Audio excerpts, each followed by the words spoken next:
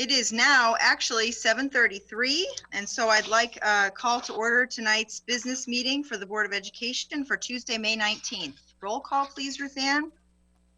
Member Demmett. Here. I'm sorry. That's fine. Sorry. Member Carter. Here. Member Patton. Here. Member Pulaski. Here. Member. I am sorry. I'm still. Oh. I don't have my stuff together right this second. Member Fisher is here. Vice President Exum. Here. And President Hall. Here. All present. Do we have any additions, corrections, and modifications of tonight's agenda? Yes, we did add to the administrative personnel, but you should have that change. Right. 11.5. Okay, 11.5 is the only addition or correction or addition, I should say. Other than that, I don't think we have any others. Do we have any citizen statements for tonight? No public comments tonight. Okay.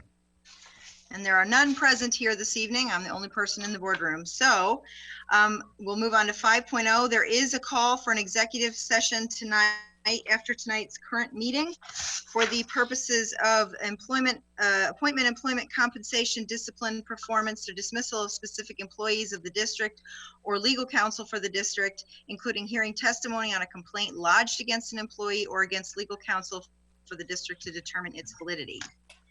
That will be taking place after tonight's meeting, open meeting, sorry. Do I have an approval for tonight's agenda? So moved. Moved and seconded. All in favor, say aye. Aye. Aye. And opposed? Motion carries. Do we have any commendations or recognitions for tonight? No. None. Okay. And I do not believe we have a public hearing set for tonight either. Nope. We're breezing right through this. Do we have any communications? No. Okay, well then we will move straight into administrative reports. And I believe that Dr. Norton's going to be talking about our intergovernmental agreement for the services with the Urbana Free Library. All right, Kim. Thank you. Good evening, everyone. Tonight I present to you the Urbana Free Library Intergovernment Agreement for first reading. This is an agreement between USD 116 and the Urbana Free Library that they provide our staff and students with comprehensive library services, and we in turn provide in-kind services to the library. Changes were made to the previous agreement to expand services by opening access to all our students, even those outside the library boundaries, without any restrictions with free or reduced lunch. In addition, all USD certified and licensed staff who serve students may also utilize library services. Under the financial component, the Assistant Superintendent of Student Learning has been added as a designee point for the library. Added in-kind contributions are promoting the library on social media and outreach tools, as well as sharing their monthly newsletter. We will continue to align our bloodborne pathogen training, delivery of teacher hold requests for pre-K to 5, and provide translation services. We're pleased to further enhance our partnership and greatly appreciate the support of the Urbana Free Library. Are there any questions? No, I appreciate the expansion of services. I noticed, I mean, I knew that we'd expanded it to all students, but this is the first time I saw the expansion to all staff, regardless of their financial status. So thank you for making that happen. Yeah, thank you. Mute myself. I think this is great. I just love that we have a partnership with them, and I know that my kids, when they were at the schools, use the library all the time. The newsletters are really helpful, and I know it's a big social gathering place for our secondary kids, and I know there's lots of elementary programs, so I'm just really grateful that we have this. So thank you for that, Kim. Thank you. that was our only administrative report tonight, but we do have action items for 11.0 on the agenda, which is a consent items. We have the minutes from the April 21st, business meeting, the April 28th special meeting, and the May 5th study session to approve. And can we just, do we need to vote individually on that as well, or just the money portion, or should we just hold it all in one go at the end? Just one go. Okay, says John.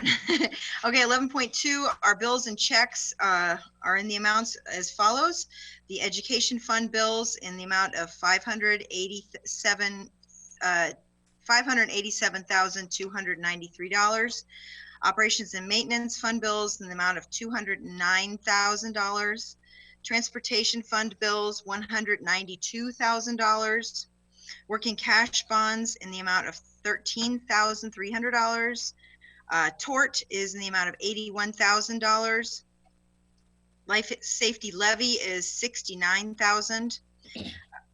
Payroll is 4.2 million.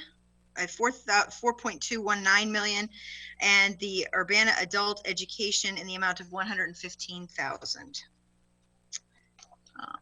Next, our interfund loans, 11.3, is the approval of the following interfund loans requested to cover necessary operating costs of the school district until the next meeting, our next board meeting in June, which the loan from the education fund to the transportation fund in the amount of $350,000. And I believe, did we already talk about that one in the last meeting? I thought we had discussed that too. So was there any discussion before we take a vote, or any clarifications needed before we take a vote on this? Okay, seeing none, I'd like to do a roll call, please, Ruth Ann. Member Carter. Well, I'd like to move acceptance of the consent agenda. Sorry, thanks, Paul. Second. Moved and seconded. Now we need a roll call. Thank you. Member Carter. Yes. Member Demmett. Yes. Member Patton. Yes. Member Pulaski. Yes. Member Fisher votes yes. Vice President Exum Yes. and President Hall. Yes, motion carries. Now, 11.4, we have approval of personnel items, various personnel items, which is separate from administrative personnel. I don't believe there was anything out of the ordinary for those to be moved on. So I think we I can, don't know why she's doing them separately. I think because of the personnel. sorry. So do I need to go ahead and take a vote on that, or can we put it together with 11.5? Put it together.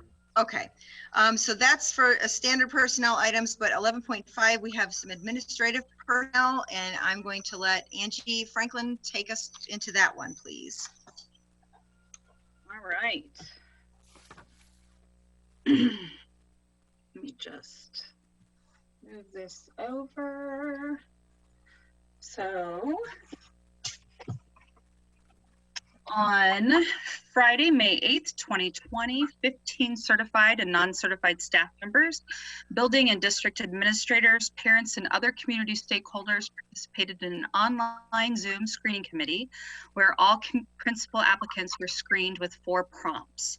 The screening committee recommended all 4 applicants to be interviewed by the Level 1 interview team. On Monday, May 11th, 2020, over 20 certified and non-certified staff members, building and district administrators, parents, and other community stakeholders participated in an online Zoom committee where 4 principal applicants were interviewed by different Level 1 teams. Following the interviews, 2 candidates advanced to the Level 2 interviews. On Tuesday, May 12th, 2020, the district administrative team interviewed 2 candidates for principal at King, and Ms. Anna Casal was selected as the overwhelming #1 choice by the Level 1 committee and Level 2 committee. Ms. Casal began her educational career as a bilingual teacher and a bilingual coordinator at the elementary level in Chicago. She served this community for 12 years when she decided to move to the high school where she taught world literature and English as a second language to Vietnamese and Hispanic students. Her dedication was recognized when placed in an administrative position as the Attendance and Discipline Director for Roberto Clemente High School for 12 years. Ms. Casal implemented various initiatives in attendance and discipline that translated from a chronic truancy rate of 23% to 1%. She was then asked to be the principal of a K-5 building in Joliet, where she worked with a diverse population. Ms. Casal continued to serve the English language learners as the transitional bilingual director in Calumet City. Most recently, as the bilingual director and the principal of Steuben Elementary School in Kankakee, Ms. Casal has maintained an inclusive, ethical and collaborative vision that has led to continued student growth for both the bilingual pathway and the students at Steuben Elementary. As the principal at Steuben Elementary, Ms. Casal has transformed the school from a low-performing entity to higher levels of growth unmatched throughout that district. As the bilingual director, her incredible expertise in educating English language learners led to the implementation and adoption of various programs focused on student achievement. Ms. Casal is excited for the opportunity to come to Urbana to serve in one role as opposed to multiple roles as she has had in her previous positions. Anna is a mother of 3 and has a daughter who is close to college age, so our community is the perfect fit, and we find her to be the perfect fit for King. It is a recommendation to the Board of Education that we hire Ms. Anna Casal as the next principal at Dr. Martin Luther King Jr. Elementary School. Okay. No other comments. I'm say welcome aboard to you, and I'd like to have a vote, please, for this. Do we have a motion? I move acceptance of the hire. Personnel items. Personnel Oh, items. you're all the personnel items. Thank you. They're grouped together. I second. Moved and seconded. All in favor? No, a roll call. Member Carter, Yes. Member Demet, Yes. Member Patton, Yes. Member Pulaski, Yes. Member Fisher votes yes, Vice President Exum, Yes. and President Hall. Yes. Motion passes. Welcome aboard. Yes. Well- Welcome. Welcome, Anna. You can go ahead and unmute yourself. You get to talk now. Welcome. We're excited to have you in Urbana. Oh, there you go. Good evening, Board of Education members and Superintendent Ivory Tatum. Thank you so much for this great opportunity. I am so looking forward to working and serving our families at King School. I'm looking forward to working alongside my teachers and students in order to move King forward. I appreciate your vote of confidence in me. Thank you so much. Thank you. Okay, sorry, I should have probably moved that to the end so that we could have done it individually, but the last item on this agenda is 11.6, the resolution authorizing and directing the sale or disposal of personal property in accordance with 105 Illinois School Code 510-22.8, which is, I don't have a list here. Well, I do somewhere in front of me, but I can't remember what it is. Miscellaneous equipment, actually, that's being disposed of. Yeah, I think it was equipment and a library weeding log. And that one we can just do all together. So do I have a motion for? Move the administrative approval. I'll second that. And seconded, all in favor, say aye. Aye. Aye. Any opposed? Motion carries. Okay, sorry for everybody bearing with me with that, folks. Next is 12.0. These are individual action items. 12.1 is gifts, which we received. Staples donated a large number of bags to serve food, school supplies such as pens, pencils, scissors, glue, erasers, markers, lunch bags, and water bottles. The Community Foundation of East Central Illinois and the United Way of Champaign County donated $1,500 for the district to purchase school supplies for students who are home learning during the COVID-19 shelter at home period. Stephen Downey and Deborah Katz Downey donated $100 to help support those families needing extra support during this pandemic. And that we will, I need a motion to approve, and we can write a thank you note for those. Do we So need- moved. Moved and seconded? Second, right? Okay, roll call, please. On gifts, Oh, no, we don't need that. We just need an aye or nay. Sorry, I'm off my game tonight, if you folks. want to, that's fine. No, You- no, You call it. all in favor, say aye. Aye. Any opposed? None, motion carries.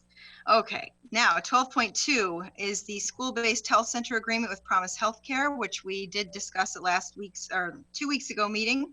Our administrators are requesting approval to enter into the facility usage and cooperation agreement between Urbana School District 116 and Promise Healthcare.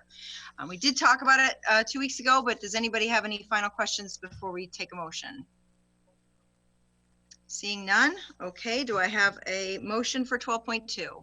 Move the administrative recommendation. Okay, second? Second. Moved and seconded, all in favor say aye. Aye. And none opposed, motion carries. 12.3 is the Consolidated District Plan, and Todd Taylor, who is our Assistant Superintendent for Student Services, and Kim Norton, the Assistant Superintendent in Student Learning, are requesting approval of the Consolidated District Plan for the federal grants that we went through last week. So if anybody needs any refreshers on any of that, now's a good chance to ask before we vote. Thank you for that presentation 2 weeks ago. Do I have a motion for approval? I move acceptance of the consolidated plan. Second. Moved and seconded. All in favor, say aye. Aye. Any opposed? None. Motion carries. And 12.4 is the amended MTD contract. And Carol is going to talk more about that with the approval on the amended contract with MTD for the 2019-2020 school year. So could you refresh us one more time on that, Carol, please? Sure. This is a first time I'm bringing this to you. Oh, Similar sorry. to what we did with First Student in our transportation contract with them. In order for us to be able to claim MTD payments made during the school closure, we need to amend our contract with MTD. MTD is a little different than First Student in that our annual contract with them is only about $179,000. So it's just basically our payments for April and May. That we pay them monthly at about $19,905 per month. So they're requesting that we continue to pay them for the same reasons that we got the request from First Student. They want to make sure they're keeping their staff on and that we are fully serviced come fall when hopefully we're back in session again. MTD already discounts their services to us by about 65% due to funding that they have from the federal government. So they want to request that we go ahead and continue to pay them during these 2 months of the closure. So similar to First Student, we're requesting that you do that. I know Unit 4 is doing the same for their services with MTD. So as you can see from the agreement that we have, there are several services in there that they would be able to provide over the summer to us. So we're hopefully going to get something in return for this. And as well, we also asked that if we're doing this, that we wanted to make sure that we held our fall contract with them stable. So normally they would increase us 2 to 3%.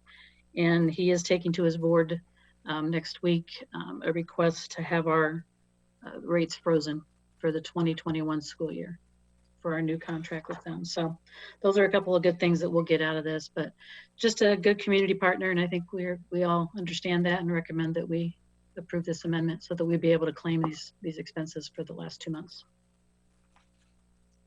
Are there any questions for Carol about this? I'm sorry, I was confused, Carol. I was thinking that it was the First Student contract we discussed last time, not MTD. I was just Yeah. And this one's kind of snuck up on us, but because the school year's about over, we thought we were to get this in as quick as we could. Does anybody have any questions? Yeah, our contract actually ends with them, the last day of school, which is May 28th. So they are taking it to their board on the 27th of May. So we wanted to make sure we got it, that you were in favor of it before they went and took it to their board on the 27th. So. Yeah, I certainly support the amended contract and appreciate the level of, the range of services they're offering to provide us, disinfecting buses or using their large printer and delivering food and that kind of thing seems pretty generous of them. Yep, we appreciate it. Move the administrative recommendation. Second. It's just a first reading, I thought. Well, we need it, it's the first time you've heard it, but we're asking it to be approved because if you want to wait, you can, but they're taking it to their board on the 27th. So My mistake, I sorry. apologize that we didn't get it in sooner, but it was one of those that kind of fell by the wayside at the last minute. So I'm comfortable because this is actually a continuation of an existing contract. This is simply fulfilling the contract, even though our school is closed. Right. I agree. So John moved and I'll second. Okay, moved and seconded. All in favor, say aye. Roll call. Oh, sorry. Thank you. Roll call, please. Member Carter, Yes. Member Demmett, Yes. Member Patton, Yes. Member Pulaski, Yes. Member Fisher votes yes, Vice President Exum, Yes. and President Hall. Yes, motion passes. 12.5 is the approval of a resolution of the Board of 116 to cause permanent interfund transfer of $267,000 from tort fund to the operations and maintenance fund pursuant to the provisions of Article 17-2A of the school code. And 12.6 is the same sort of thing, but I think we have to vote on them individually. But is there any discussion that we need to have about this resolution? I'll just add, these were the public hearings that we held at the last meeting. So we published it in the paper, had a public hearing, and now this is just the final resolution so that we can make these transfers. This was the result of the tax allocations not being made correctly by the clerk's office. So this basically corrects that, so we get monies in the correct funds. Any other further discussion, or do I have a motion to approve? So moved. I'll second that. Moved and seconded. Roll call, please, Ruth Ann. Member Carter, Yes. Member Demmett, Yes. Member Patton, Yes.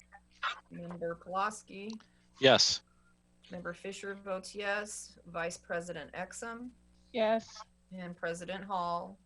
Yes, motion passes. And 12.6 is similar. This is a permanent interfund transfer, a resolution for the permanent interfund transfer of monies from life safety to the O&M fund pursuant to provisions of Article 17-2A in the amount of $41,286. So again, same as what we just discussed. Is there any other questions, or can we take? I move Sorry. acceptance of agenda item 12.6. I second. Moved and seconded. Roll call, please. Member Carter, Yes. Member Demmett, Yes. Member Patton, Yes. Member Pulaski, Yes. Member Fisher votes yes, Vice President Exum, Yes. and President Hall. Yes, motion passes. And again, the last motion, 12.7, which is a resolution for the permanent interfund transfer of monies from the transportation fund to the education fund pursuant to Article 17-2A of the school code in the amount of $230,000 is also going to be requested. Any comment, or do we have a motion? Move acceptance of agenda item 12.7. Second that. Moved and seconded. Roll call, please. Member Carter, Yes. Member Demmett, Yes. Member Patton, Yes. Member Pulaski, Yes. Member Fisher votes yes, Vice President Exum, Yes. and President Hall. Yes. Motion passes. That's it for all of our resolutions. And now 13.0 is the call for future special or executive meetings, of which I believe we have none at this point. So, pardon? We're We having have one tonight. Then Well, tonight. tonight, but not after tonight, in future, like few days from now. I'm sorry. I thought we covered that with the call in the beginning of the agenda. Okay, and 14.0, well, the call has been made already, which we agreed upon. So 14.0 is the superintendent's report. Okay, I'm gonna switch screens here. Can you guys, am I on the right screen this time? Yes. Okay, so, uh-oh. There we go. All right. So I'm not sure if you guys saw the email today, but our Shining Star Award winner Congratulations to Darcy Silver. She's an interventionist at Leo School, and this is Darcy here. She was the CU Schools Foundation Shining Star. This has been out today. We just found out this morning, actually. So Darcy's worked at Leo. She's worked at Central Office. She was with Title I. Kindergarten transition coordinator. She's done things with 21st Century Splash. So we're really proud of her and just excited that she was our winner. So there's Darcy Silver. And we just learned of this today. Normally, I know Ann might want to add a little bit here, but normally we are, really saddened that we can't bring these students in front of us during our commendation and our recognition time. But this student is a high school senior, and we found out from Tamara Gingle that he has been awarded the National School Orchestra Award. So I've shared a little bit here about the award. Masato will be attending UIUC in the fall to study biology. And I don't know, Ann, if you want to share anything else about him or.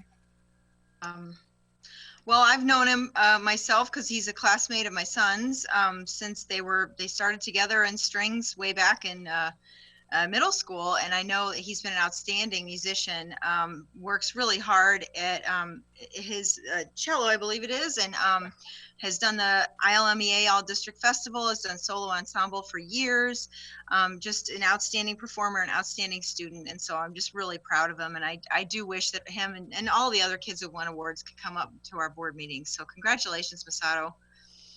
And he will receive a trophy and a certificate, and that trophy will be added to the trophy case at UHS. So congratulations to Masato. As you guys know, we finished the taping of the virtual graduation. So here are a couple pictures. That is Molly Sweeney there on the left. She's the News Gazette confidential reporter. So that was a picture we took and sent to her mom. And there's my son, Bryson. I had to sneak that in there. In this slide, you can see all of the places that you'll be able to see the virtual graduation on May 20. Oh, I forgot to put the date. On May 23rd, so on Saturday at our normal time. So it'll be UPTV 6 at 11, and it'll also be broadcast live on all these other channels on i3 Broadband, AT&T Uverse. People who want to watch on their computers can go to the live stream from UPTV, and then Cameron will be opening a Facebook Live event. So that'll be this Saturday at our normal graduation time at 11 o'clock. And then just some end of the year dates. So these have just been kind of developing on a day-to-day basis. So we didn't have them all ready for you on Friday. UMS is going to be sharing a virtual promotion ceremony, that should say. And I'll get more details from Dr. Wiemelt soon, but I know they're planning on having that also on the UPTV site like they normally do. And we're going to work with UPTV and Jason Liggett to make sure that the UMS virtual promotion ceremony is shared out as well. They're going to, they've already put together a video, and they're going to still recognize all the students' awards and, the special commendations and things that the 8th graders going to 9th grade get. It won't be the same, but it'll still be a way to just celebrate the success of all those 8th graders transitioning over to our high school. The last day for remote learning for students will be May 27th, and we had one remote learning planning day left on May 28th, so we're going to reserve that as kind of a school improvement day for teachers. So we'll pull together all the remote learning things, and the teachers will take a little time in the morning to do some work around remote learning, and then in the afternoon they'll do some school-wide school improvement planning. And then May 29th will be a school improvement. This is outside the regular calendar, so we'll be bringing teams together. We do this every year. This will be remote, of course. Normally we are at the middle school, and we have teams of from every school present. So this will be a new way to do this. We'll be in a large group and have several breakouts. But the schools will come together with their school improvement plans. Those teams will plan and talk about what we might be doing in the fall or around remote learning. We don't have specific guidelines from ISB yet or from the governor, but we're going to do our very best to look at data and pull together some where we've ended the year. We know we're going to see some gaps in student learning in the fall, so we're going to kind of talk about what we might anticipate would be some ways that we'll address those gaps when students return in August.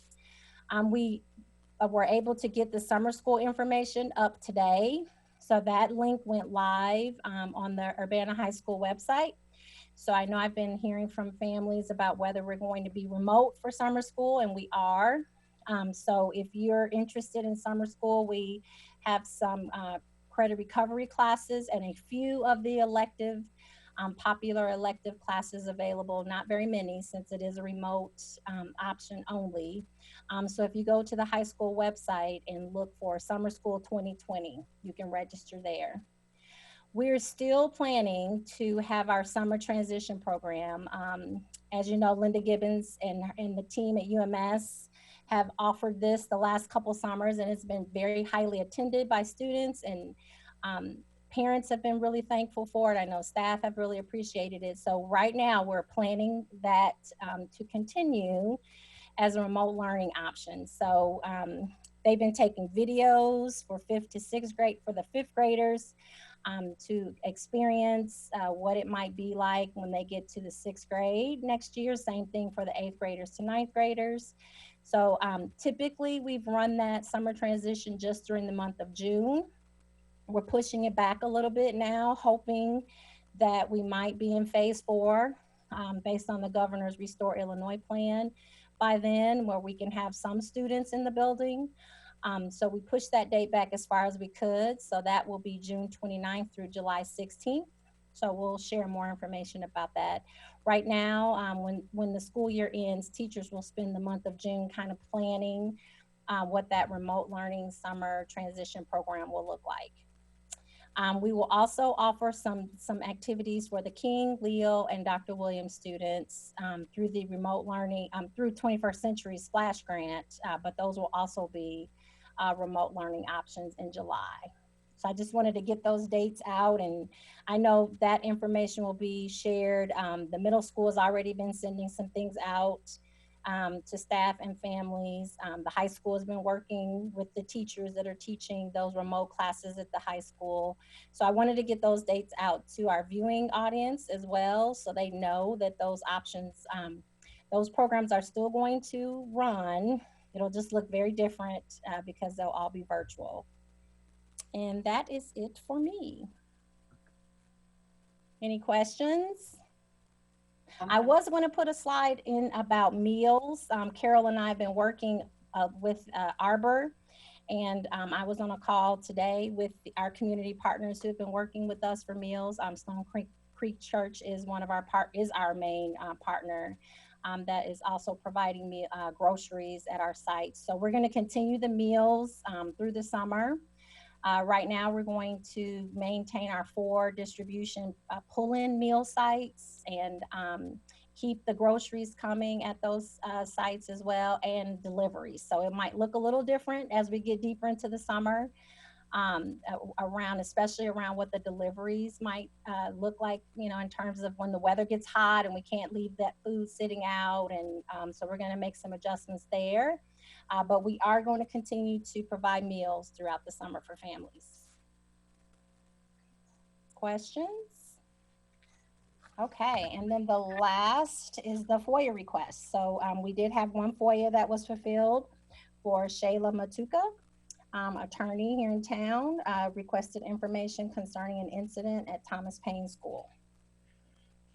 Jennifer, I'm sorry I didn't get myself unmuted quick enough to ask you a question. Could I just ask you briefly about the remote learning planning day? I mean, I know you're soliciting input from, you know, principals about options for the fall, about what's worked well, what hasn't. And I guess my question is, are we also kind of intentionally soliciting input from other groups? And I'm thinking of parents and students and other districts and education researchers. I mean, people who kind of looked broadly at, specifically at our district, as well as broadly at other districts, about what's worked well and what hasn't worked, what are more effective techniques and so on. So we are putting together a survey. So we are going to survey staff to get, find out what we could have done differently for staff in terms of, their PD needs for the summer. We're going to be trying to plan some PD also to help us accomplish remote learning a little bit better. It was all thrust upon us so quickly that we didn't really have an opportunity to provide any professional development. So we're going to survey our folks, but then we're also going to survey parents and students as well. So we're working on putting that survey together and getting it out as soon as we can, hopefully next week. Okay, great. Yeah, that's a big one. Thank you. Yep. And let us know if there's anything we can do to gather information for you. I mean, I know it's a one-day intentional planning day, but I'm sure you'll be talking about it after May 20th. So if there's any way we can help gather data. And as we get more information right now, I know our staff have so many questions that we just cannot answer in terms of, what will it look like in the fall? Will we have, half of our students half the time? Will we start out completely remote and transition into face-to-face? We just don't know right now. And we're waiting for more specific guidelines from the Illinois State Board of Education, hopefully very soon.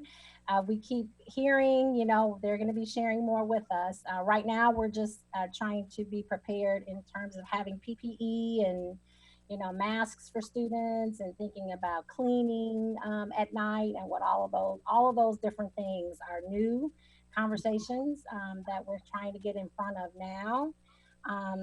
And we have the whole summer to kind of plan, but our fear is that we're going to be told, this is what it's going to look like, and then it'll change, and then it'll change. And so we just want some initial guidance so we can get going and start some concrete planning with our administrators and our teacher leaders while we still have them for the next week or two.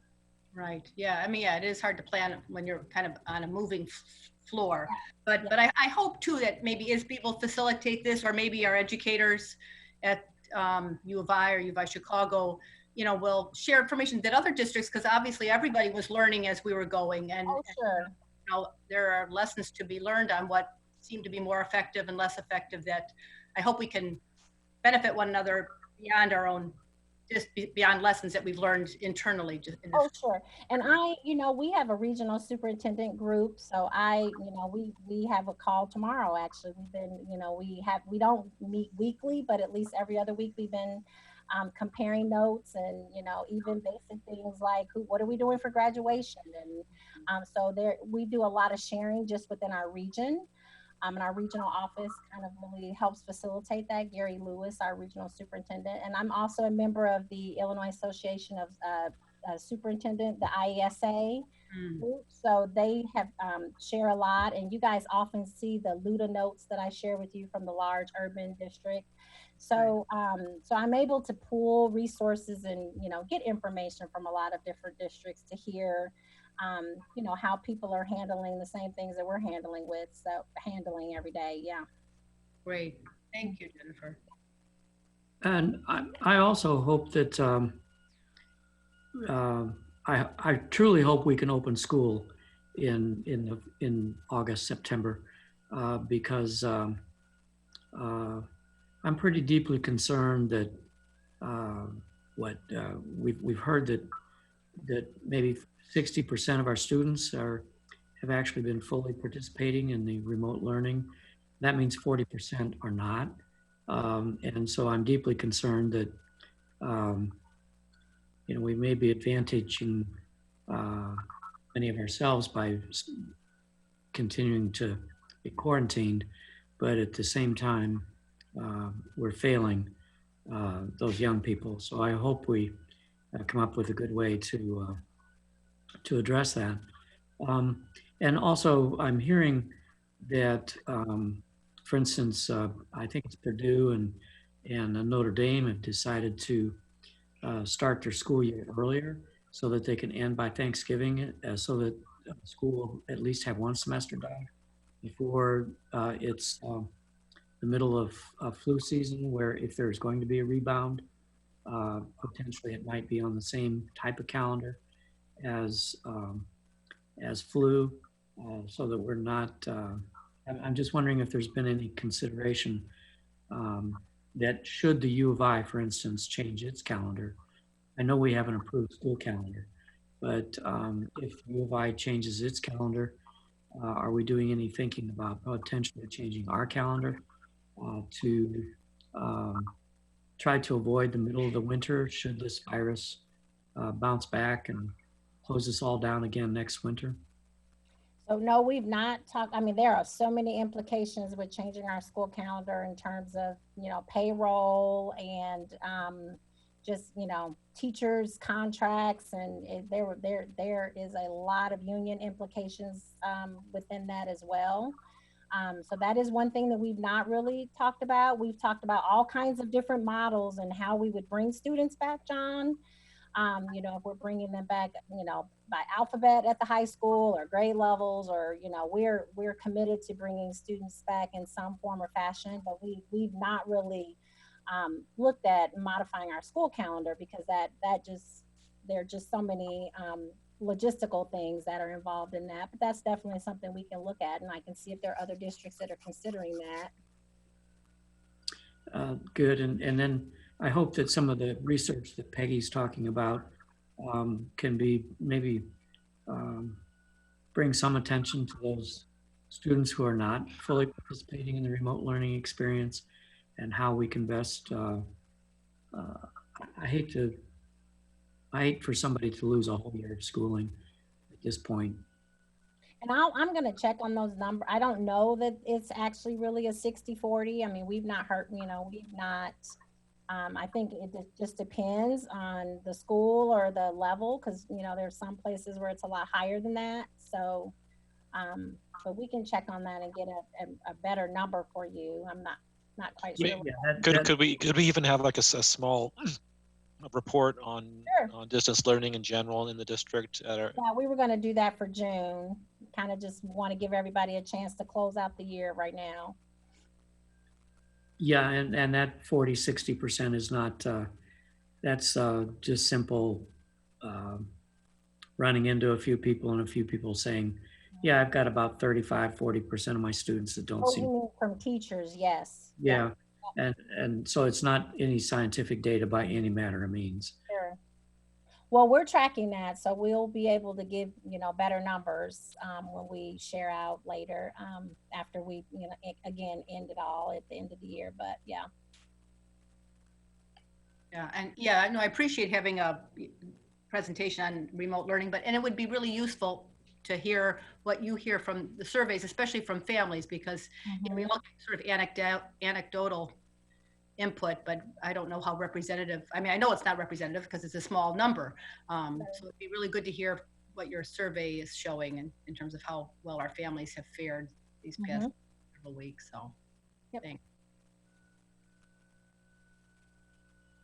Other questions? Good comments. Okay, that's it for me. Thanks, Jennifer. Thank you for the superintendent's report and for letting us know about graduation. Board reports. Do we have any board members with reports tonight? I just wanted to say that I was on the virtual meeting with Perry Hill, and it was really interesting because there was a small number of board members, but there was also a superintendent on there from Jasper County, which is down in Southern Illinois next to Effingham.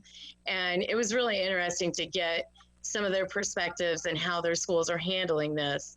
The gentleman from Jasper said they had been handing out food, but then they had so much food that was left. They tried giving it away and they couldn't even give it away. So I was like, wow, that's really interesting, you know, compared to our larger city where we're doing food distribution all the time. And from what I hear, it's going well. I mean, everybody is coming to get it and stuff. Am I wrong, Jennifer? Or? Yeah, we're feeding. Yeah, people are continuing to come. I know there have been, you know, weeks where we might see a little dip in the numbers. Carol could probably speak to that better than me. But yeah, we're serving people, and then they're getting the additional groceries through See You Better Together through the Stone Creek Church. So that people are coming for that. So yes. One of the other things that I thought was interesting too was a couple of school board members on there, as well as their superintendents. They've already talked about trying to get masks and PPE for in the fall for when school does start back up, because they think that it's going to be looking a lot different than what we're used to. So they want to make sure that they have those supplies on hand to be able to start if and when we are able to start in the fall. Yes, we're doing that as well. Yes. Mhm. Was that the evening meeting, Brenda, that you listened in on?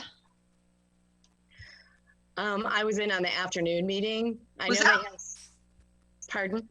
No, sorry, was that the Friday afternoon? Because I was in on one of those phone calls too, but I didn't know if anybody else from our area was in on that phone call. Yeah, I can't even remember right now which date it was, but it was one of the first meetings that they had. And so it was really interesting to hear some of the comments, and it sounds like people, no one really has an answer. You know, they're hoping by the middle of June, they might know a little bit more. There's a lot of meetings that's going to be taking place in the middle of June. So it's hard to say. Yeah. Thank you. Any other board reports? Yeah, I want to thank the district for the signs. I've been stuck at home and haven't gone anywhere. And today I actually had a reason to take the car out and drive it around. I got the same gas in my car that I had in March. We got out the car and drove it around a little bit. And the signs are all over town. And I think it's the senior signs. And I think it's just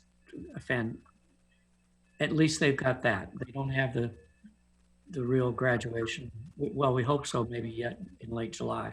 But the signs are really impressive. Good. Thank you. Yeah, you're welcome.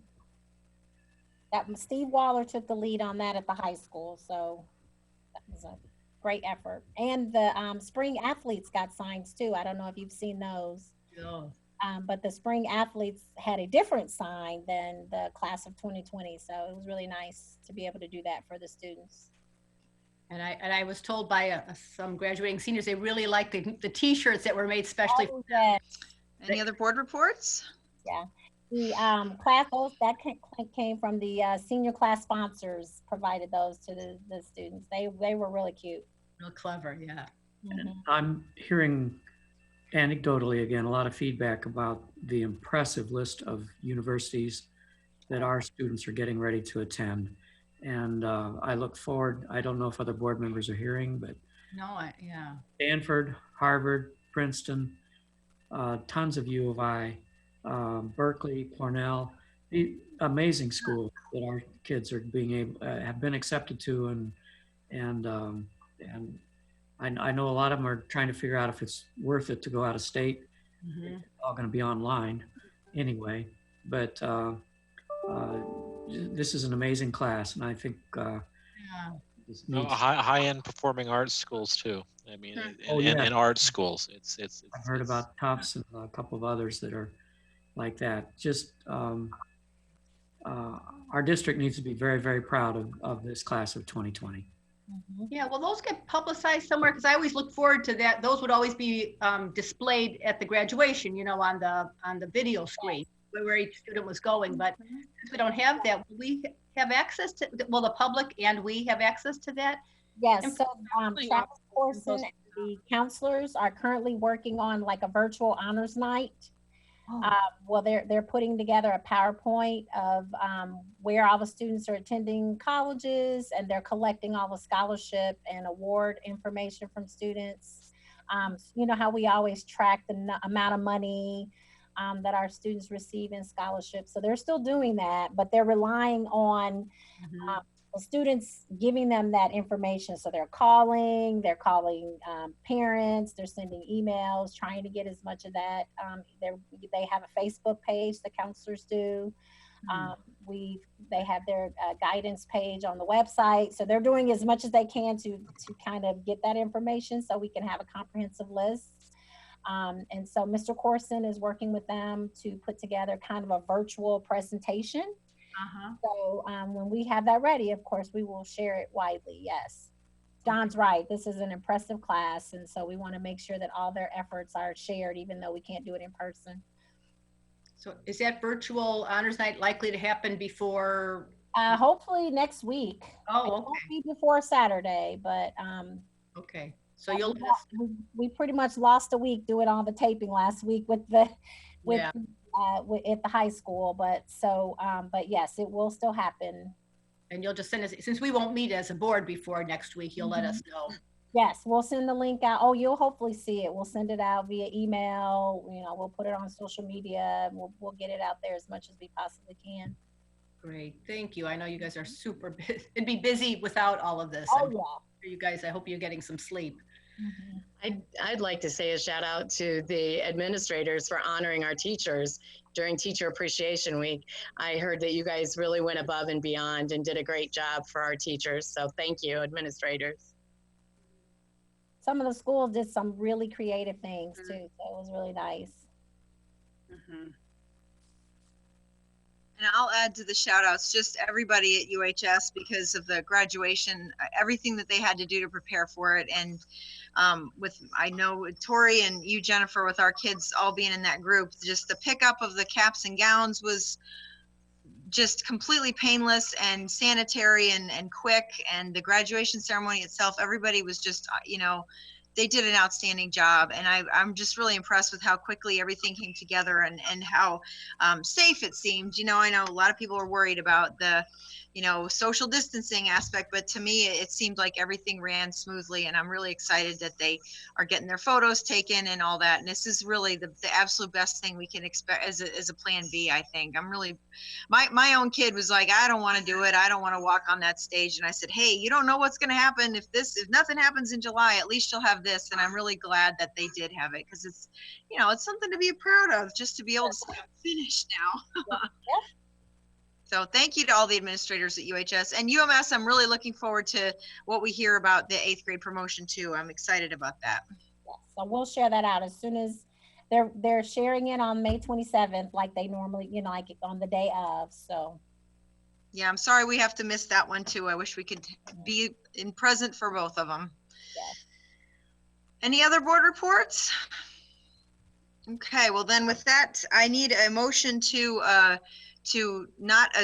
adjourn, but to go into closed session, and we'll take a break first.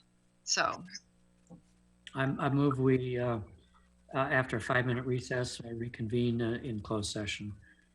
Second. Moved and seconded. All in favor, say aye. Aye. No, Roll call. Sorry, Paul saying roll call. Sorry, I screwed up again. Sorry. Roll call, please. Member Carter, Yes. Member Demmett, Yes. Member Patton, Yes. Member Pulaski, Yes. Member Fisher votes yes, Vice President Exum, Yes. and President Hall. Yes, we are now in recess. And a reminder that there'll be no action following. Is that Thank correct? you, John.